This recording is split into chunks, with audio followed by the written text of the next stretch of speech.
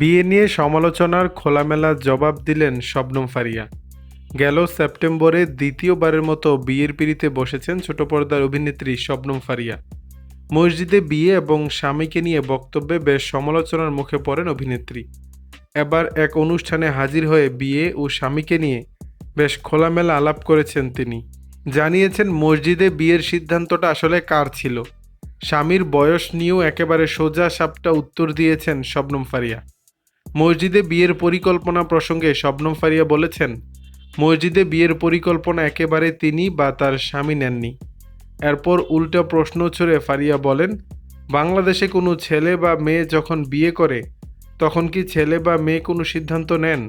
সেভাবেই যেহেতু বাবা নেই, অভিনেত্রীর জীবনের যে কোনো সিদ্ধান্ত মা ও বড় দুই বোন জামাইয়ের কাছ থেকে অনুমোদন নিয়ে আসতে হয়।